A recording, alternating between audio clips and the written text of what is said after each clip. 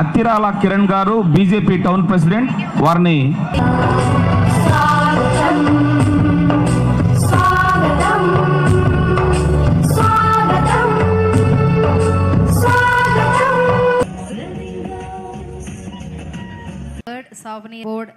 ఈ ప్రాంతంలో flamingo festival అనేటువంటి కార్యక్రమాన్ని రాష్ట్ర వ్యాప్తంగానే కాకుండా జాతీయ స్థాయిలో సైతం సందర్శకుల్ని కానీ పర్యాటకుల్ని కానీ ప్రకృతి ప్రేమికుల్ని కానీ పక్షుల ప్రేమికుల్ని కానీ అందరినీ ఆకర్షించే విధంగా ఇంత పెద్ద ఎత్తున ఈ కార్యక్రమం నిర్వహించినందుకు తిరుపతి జిల్లాకి ప్రత్యేకంగా అభినందనలు తెలియజేస్తా ఉన్నాను.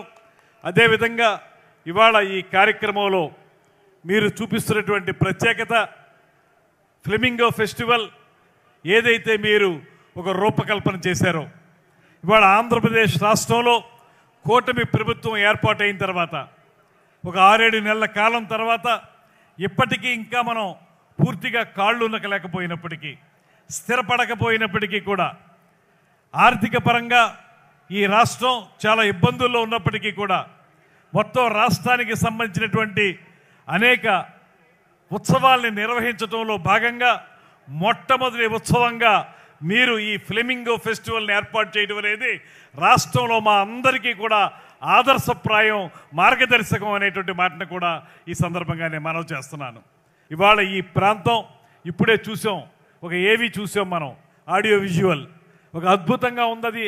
అక్కడ ఫ్లెమింగో పక్షులు కానివ్వండి, నేలపట్టు ప్రాంతం కానివ్వండి, పులికాటు సరస్సు కానివ్వండి, అంత పొడవైనటువంటి సరస్సు అద్భుతంగా 2వ స్థానంలో ఉన్నటువంటి సరస్సును చూడటమే చాలా కన్నులకు విందుగా ఉంటుంది. దాంతోపాటు ఎక్కడెక్కడి నుంచో దూర ప్రాంతాల నుంచి ఒక వీసా అక్కర్లేదు, వాటికి పాస్పోర్ట్ అక్కర్లేదు, 4-5 వేల కిలోమీటర్ల దూరం నుంచి వస్తాయి. వాటికి కులమత భేదాలు లేవు, అందరం కలిసి ఒకటే అనేటువంటి భావంతో ఇక్కడికి వచ్చి ఇక్కడ గుడ్లు పెట్టి వాటిని పొదిగి వాటికి సంరక్షణ కల్పించి తిరిగి తమ ప్రాంతాలకు వెళ్ళిపోతూ ఉంటాయి. అటువంటి కనువిందైనటువంటి కార్యక్రమాన్ని ఒక పక్కన మన రాష్ట్రంలో కొల్లేటి సరస్సు, ఇక్కడ పులికాటు సరస్సు, ఈ రెండు కూడా ఇంత అద్భుతంగా పక్షులకి ఆలవాలంగా నిలిచినటువంటి సరస్సులు.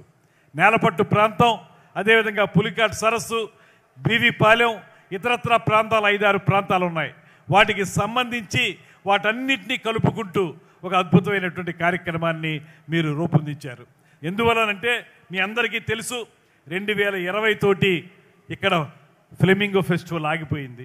2020 నుంచి ఇవాళ 25, ఈ 5 సంవత్సరాల కాలంలో ఎక్కడా కూడా పర్యాటక అభివృద్ధి అనేది పూర్తిగా కుంటుపడిపోయి పడకేసినటువంటి సందర్భంలో ఒక్కరోజు కూడా ఆ పర్యాటక శాఖ మంత్రులు కానీ ముఖ్యమంత్రి కానీ ఆనాటి ముఖ్యమంత్రి కానీ పర్యాటకాన్ని అభివృద్ధి చేద్దాం, రాష్ట్రాన్ని అభివృద్ధి పదంలో నడిపిద్దాం అనేటువంటి ఆలోచన చేయకుండా రాష్ట్రాన్ని అస్తవ్యస్తం చేసినటువంటి సందర్భంలో ఇవాళ ఈ కూటమి ప్రభుత్వం మళ్ళీ వాటన్నిటినీ కూడా పట్టాలెక్కించాలనేటువంటి ఆలోచనతో మీరు 5 సంవత్సరాల పాటు ఏదైతే ఫ్లెమింగో ఫెస్టివల్ ఇక్కడ లేదో అటువంటి ఫ్లెమింగో ఫెస్టివల్ని తిరిగి పునరుద్ధరించి ఇంత అద్భుతంగా నిర్వహిస్తున్నటువంటి ఎమ్మెల్యే గారికి, కలెక్టర్ గారికి, ఇతర విభాగాల వారందరికీ కూడా అభినందనలు తెలియజేస్తూ ఆ కార్యక్రమాన్ని ముందుకు తీసుకెళ్తాం.